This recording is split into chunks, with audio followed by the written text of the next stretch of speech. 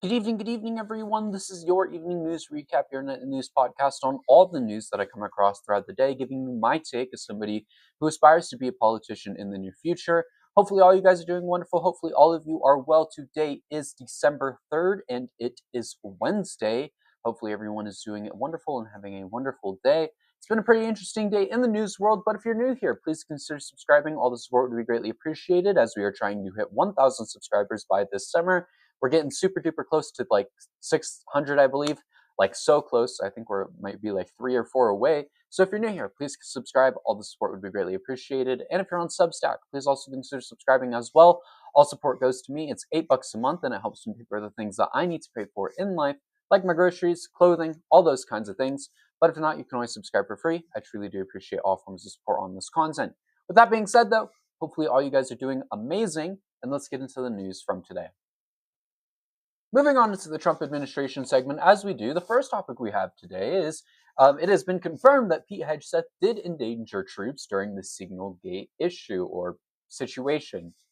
A highly critical Inspector General report has found that Pete Hegseth put the safety of troops at jeopardy and violated policy when using the Signal app on his personal cell phone to discuss the strikes against the Houthi targets.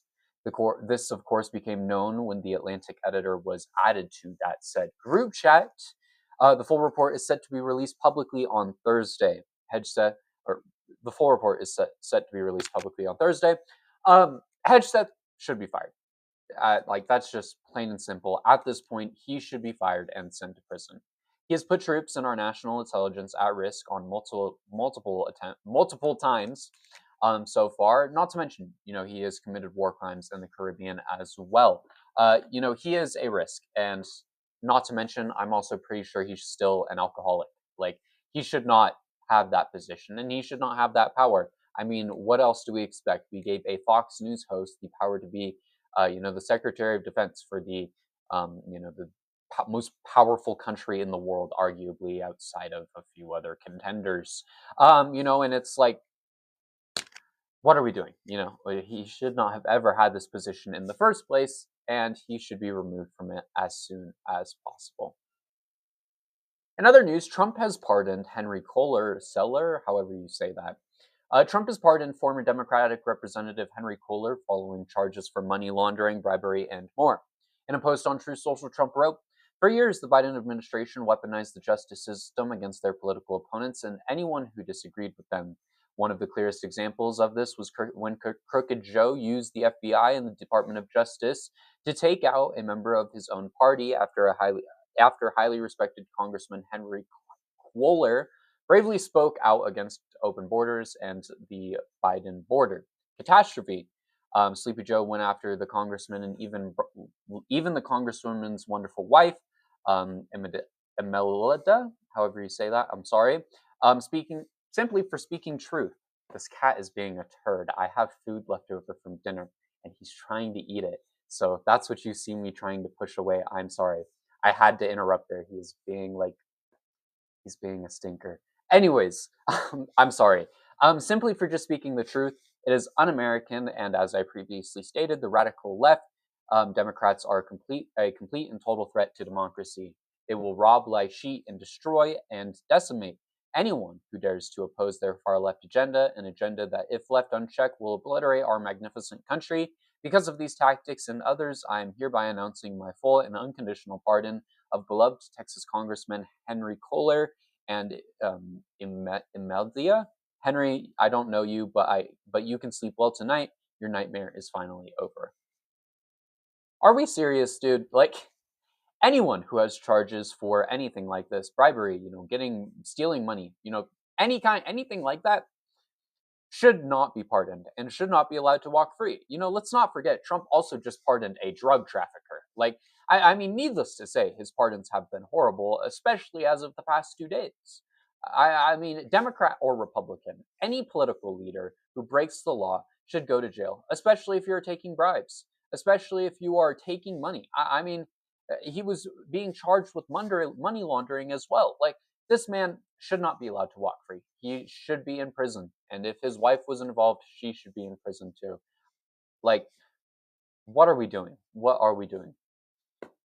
In other news, Trump hasn't been able to stop sleeping during cabinet meetings. Once again, Trump has been caught sleeping at a cabinet meeting, which has gained a lot of discussion after it was started off by saying that Trump felt sharper.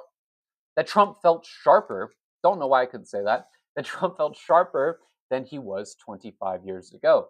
Over the next hour, Trump would then go on to struggle to stay awake and seemingly lost that battle while his cabinet talked around him. This has now become a regular thing for the 79-year-old president, as he has been pictured sleeping in cabinet meetings now on multiple occasions.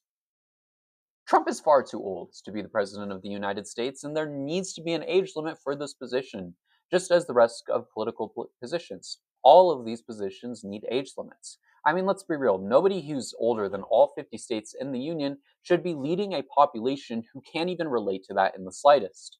We need younger leaders, and that's one of the many reasons I plan on running for office. We need younger people out there supporting and representing Americans. Bray 2030, don't forget it. Anyways, moving on into our other news segments. The first topic we have today is Republicans have won in Tennessee. Republicans have won in Tennessee's 7th congressional district in a very close special election. Republican Matt Van Epps, who is strongly supported by Trump, beat Democrat Afton Benn by around 9%, allowing Republicans to retain their slim majority. This isn't shocking, as it's a deeply Republican district, but the margins have been very shocking. Trump won here by 22 points during the election, and now the Republican candidate can only win by 9%. Now, this win isn't shocking at all, but this is a race that was very close, which does make that shocking. You know, it is a sign of the shift that is taking place and that is on the way in this country, especially when it comes to the blue wave and politics that we are seeing as a whole. We are on the edge of a political revolution. Things are going to change in the United States in the near future. I truly do believe that so many things are going to have the opportunity to change. And especially with this blue wave, I think we are going to see a massive shift, and not just things for workers' rights, but so much more across the board. In other news, the United States is still struggling as they lost 32,000 jobs in the private sector in November. The US labor market has dropped another 32,000 workers in November, a huge cut to the already struggling markets. Establishments with fewer than 50 workers, fewer than not. Wait, what? This is the complete wrong number, and I have no reason why it's like that. Establishments with the fewer than 10 workers, I flipped the numbers on these two, and there's no reason for that. Saw a decline of with 120,000, but larger businesses with more than 50 workers did see a gain of 90,000. But this has become the largest drop since March of 2023. Pay rates have now also slowed, with workers seeing a 4.4% year-over-year increase, which is 0.1% less than October. Not on a roll today, am I? But oh well, that's dyslexia right there for you. Anyways, per usual, this administration is not helping the job economy, and it is still struggling as we speak. Nothing is being done to solve the issues that we have with this job economy. And this administration is wildly unsuccessful in helping everyday Americans and that job market, which is displaying most of what we see throughout this administration. I mean, they don't care about the American people. They don't care about helping you. They care about putting more money in their pockets and benefiting themselves. I mean, that's what we've seen throughout this administration, and that's what we're going to continue to see with the type of people that are in charge. In other news, new images have been released of Epstein's Island. New images have been released of Epstein's Island, sharing 10 in total. The images were taken in 2020 by authorities and picture no people.